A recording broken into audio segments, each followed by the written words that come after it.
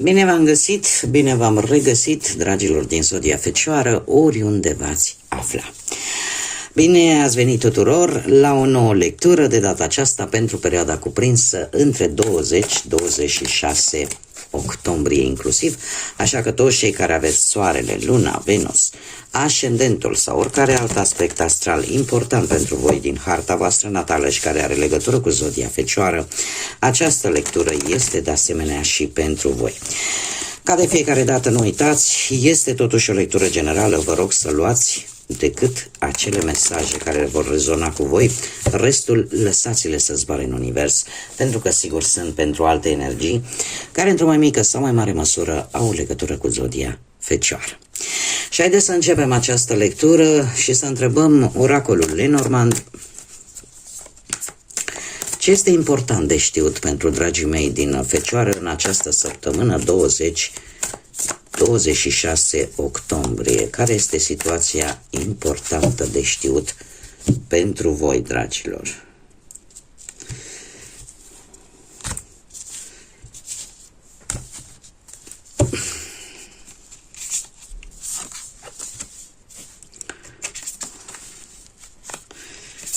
Da, interesant. Dragilor, avem un pic... avem două variante, ca să zic așa, cel puțin două variante. Bun. Dragilor, ce este important pentru voi? Dacă sunteți doamne, da, pentru femei, o veste sau o vizită care vă va crea oarece mici supărări, care nu o să vă convină foarte tare sau care vă va crea mici neplăceri, mici preocupări, o stare de ușoară anxietate. Asta va fi în mare ce este important pentru voi de știut în această săptămână. Dacă vorbim pentru domni, da, pentru bărbați, la voi vestea despre o doamnă vă poate crea această stare de neplăcere, de anxietate, de pierderi. E adevărat, nu foarte mare în intensitate, dar tot de același lucru vorbim. Nu va fi ceva de amploare, dar va fi ori vizita unei femei, ori o veste primită de la o doamnă, de la o femeie, care vă va cam crea mici supărări. Nu prea o să vă convină, ca să zic așa. Haideți să dezvoltăm și să vedem ce ne spune tarotul. Ce vine pentru dragii mei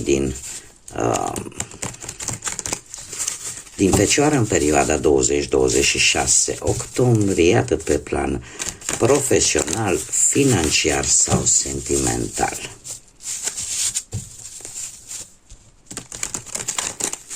Să vedem.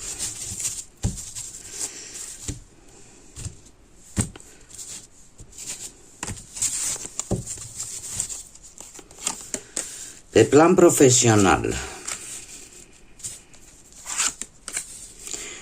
profesional, se pare că sunteți...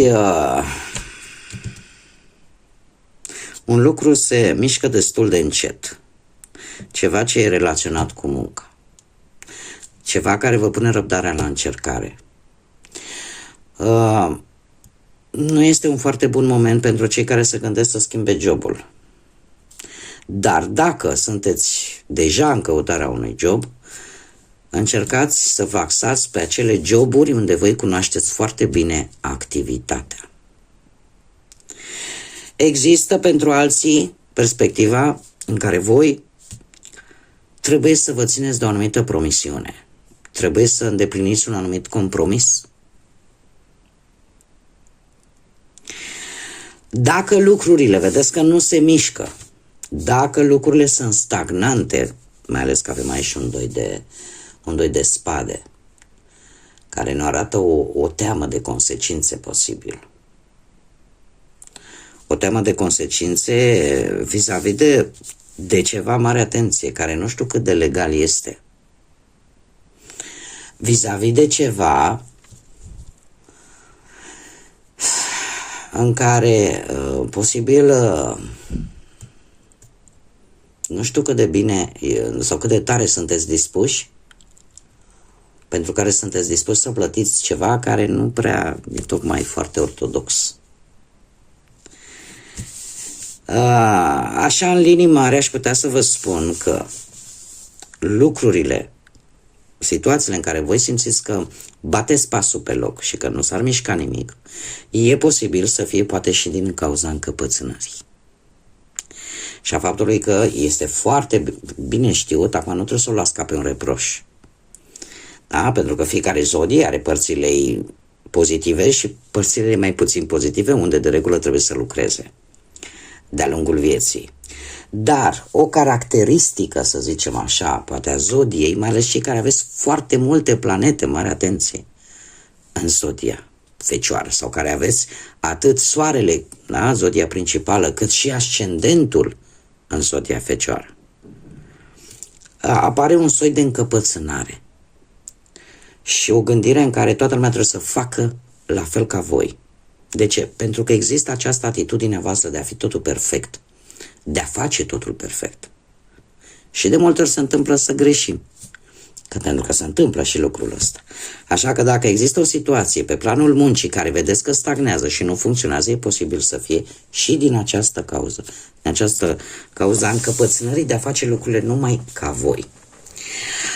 Dacă nu, așa cum am mai spus, mare atenție, pentru că o să vină anumite opțiuni. Anumite opțiuni unde voi va trebui să vă decideți. Dar să știți, eu vă spun de pe acum, ceva, cum era doamnea aia cu... Uite că nu vreau să zic o tâmpenie, dar era o frază celebră, ceva cu Belgia. Ceva nu miroase bine. Da, ceva nu miroase bine și cărțile mie îmi transmit că ar trebui să obțineți mai multe informații.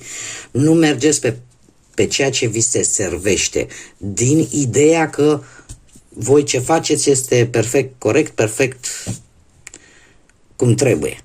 Pentru că e posibil să vă înșelați.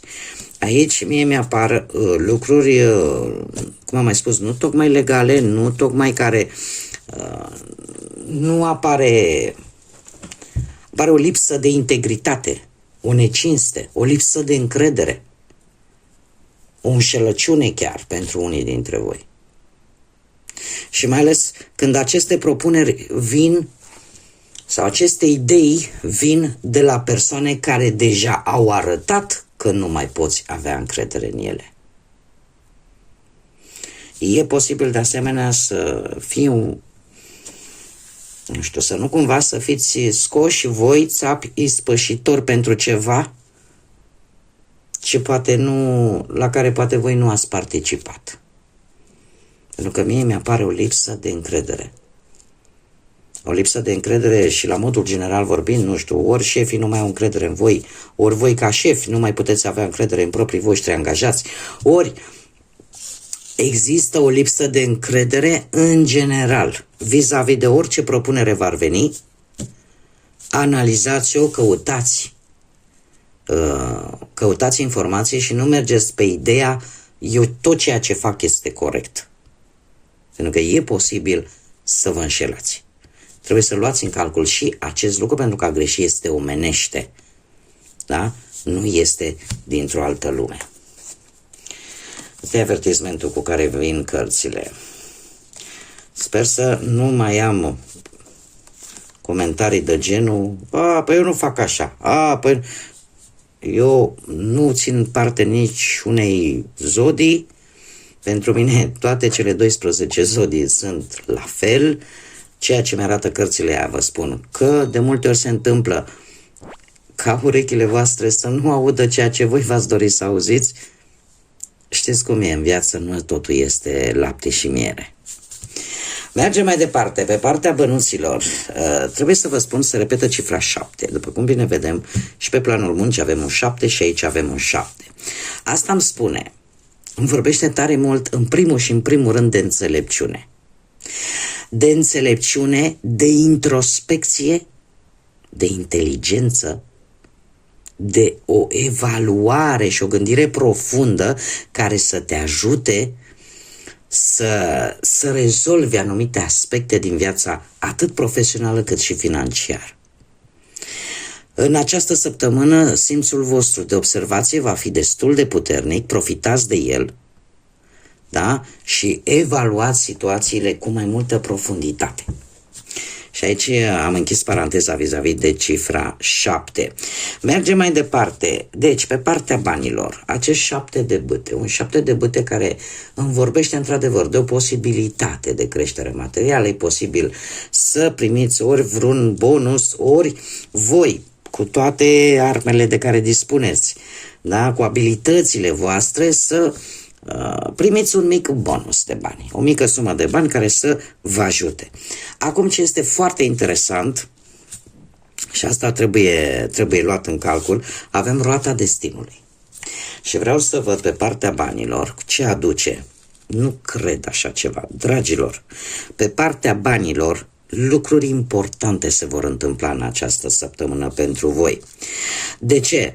Pentru că, începând cu magicianul, fiecare carte care a apărut a fost un alt arcan major, ceea ce scoate în evidență importanța acestui aspect financiar în această săptămână. Deci, roata norocului, dragilor, un noroc fabulos. Acum, nu vreau să mă înțelegeți greșit, toată lumea se duce și face coadă la loto, da? Sau la jocurile astea în general de noroc. Că poate să fie. Poate să fie. Dar ceea ce văd eu aici, ținând cont de restul de cărți, este că veți avea șansa, folosindu-vă de propriile voastre abilități și ajutați de un dram de noroc universal, ca voi să achiziționați ceva important pentru voi în această săptămână. Să achiziționați un obiect care are valoare bănească. Lucrul ăsta să vă ajute foarte mult. E ca și cum ai zice, domne, sunt ocazii în care zice, domne, norocul ți-l faci singur. Se pare că voi, într-adevăr, cel puțin în această săptămână, există șansa asta să faceți banii necesari și ajutați un pic și de un dram de noroc, da, de această roată a destinului, să obțineți ori o sumă de bani, da, destul de valoroasă, sau pur și simplu să reușiți să achiziționați un obiect de valoare. Un obiect de valoare pe care voi vi l-ați dorit, da? Și asta mai ales că gândești pe termen lung. Ai o gândire de termen lung și lucrul ăsta te ajută. Mergem mai departe. Mergem mai departe pe partea sentimentală. Pe partea sentimentală, pentru cei care sunteți deja într-o relație. Și avem zodia Săgetător. Apropo, pe partea banilor avem aici și zodia Leu. Da? Chiar se uită. Pe partea asta a relațiilor sentimentale, pentru cei care formați deja un cuplu, avem zodia Săgetător și zodii de foc, Berbec, Leu și, desigur, încă o dată Săgetător. Se repetă încă o dată cifra 7, dragilor. Deși pe planul sentimental, cel puțin pentru cei care sunteți într-o pereche, inclusiv financiar, inclusiv, e ca și cum, știți cum e, că numărul 7 este un număr spiritual, da? Dumnezeu a făcut lumea în 7 zile, în a 7-a s-a odihnit, dar 7 e reprezentat de numărul chakrelor. Da? 7, încă nu știm foarte bine, cele 7 minuni ale lumii. Dar este un număr spiritual, un număr divin, care aduce cu sine foarte multă creștere spirituală și foarte multe binecuvântări. E ca și cum ai zice, numărul 7 cumva este guvernat de Neptun. Neptun, într-adevăr, este o planetă care ne vorbește de vise, de o lume oarecum ireală, dar care poate deveni realitate. Da? E cu dus și întors. E cu două tăișuri. Cert este că pentru voi are o simbolistică foarte puternică în această săptămână și pe partea asta, revenind că tot ies din subiect, revenind la partea sentimentală, pentru cei care sunteți într-o relație, sunteți mult mai apropiați.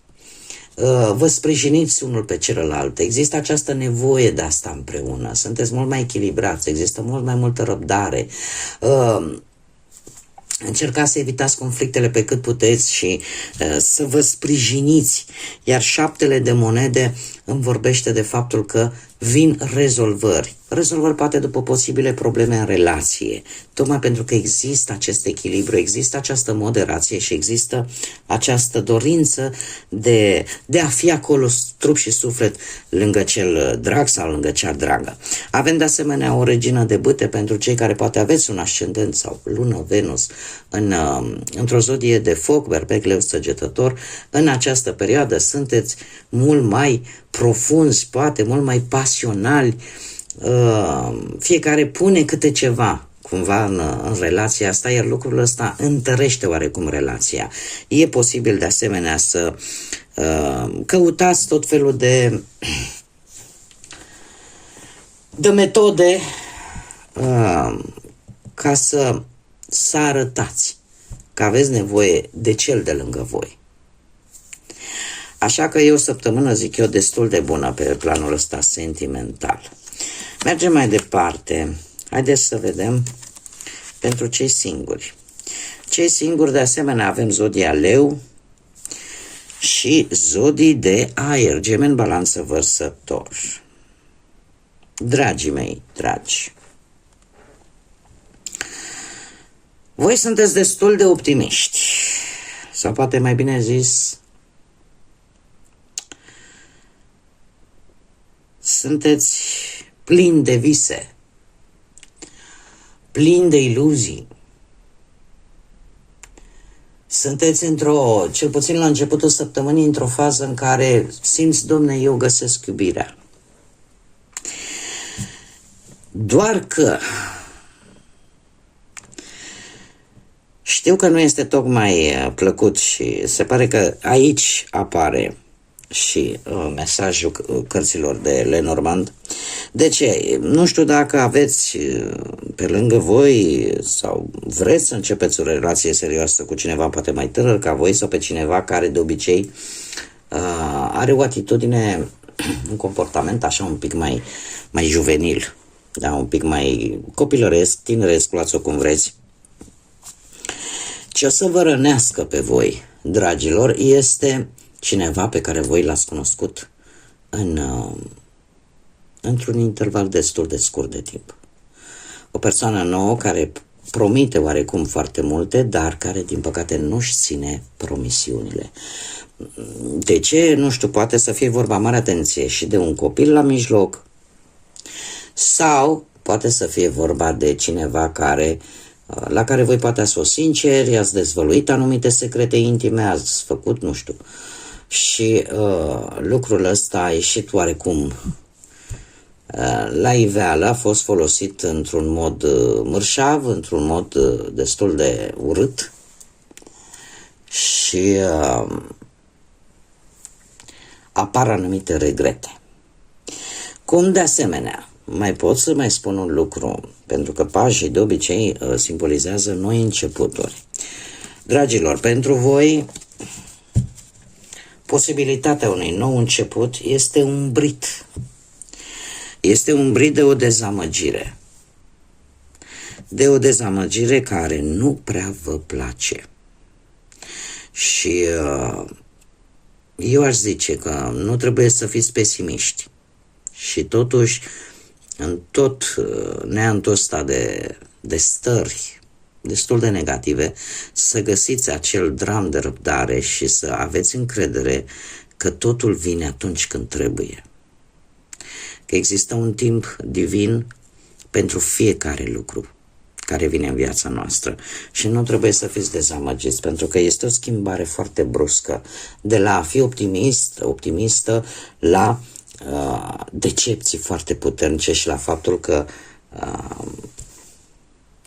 îți creezi deja un scenariu, îți creezi deja o lume imaginară, un viitor și la un moment dat totul se năruie.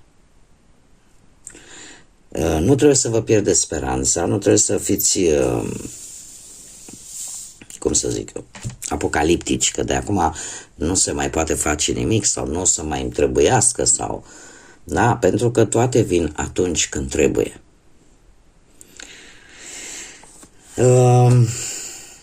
Bun, haideți să vedem ce mesaj important am pentru voi, dragilor, din partea constelațiilor. Un mesaj important de știut pentru dragii mei din Fecioară în perioada 20-26 octombrie. Opa. Și avem constelația Taurului,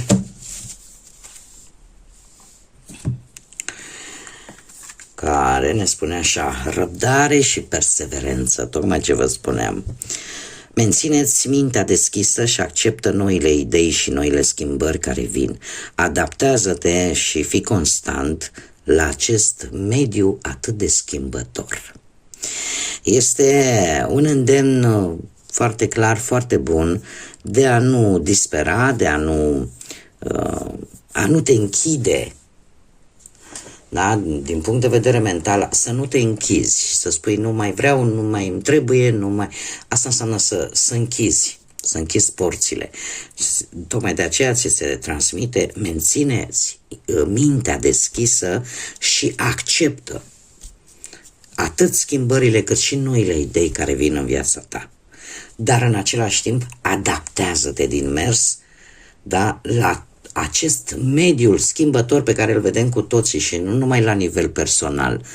Lucrurile se schimbă și la nivel global și vedem asta cu ochiul liber. Și nu putem face altceva decât să ne adaptăm, dar să ne menținem inima și mintea deschisă pentru a înțelege de ce se întâmplă aceste lucruri și care este drumul bun pentru fiecare dintre noi.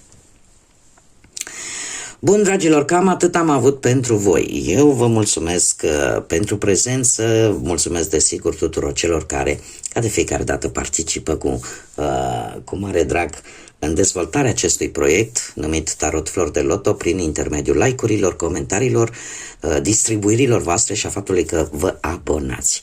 În continuare am nevoie de acest sprijin pentru cei care doresc să și-l ofere. Este gratuit, nu costă bănuți, așa că toți cei care cărora poate v-a plăcut această lectură sau mai vreți să mai vedeți acest gen de lecturi și felul în care eu le fac, nu ezitați, abonați-vă, este gratuit. Eu vă aștept cu mare drag și cu mare interes pe toți. Până data viitoare, când ne vom reîntâlni la o nouă lectură, să aveți o săptămână cât mai liniștită, cât mai înțeleaptă și cât mai plină de lucruri bune. Până la următoarea lectură, numai bine și ca de fiecare dată să fiți iubiți, dragilor.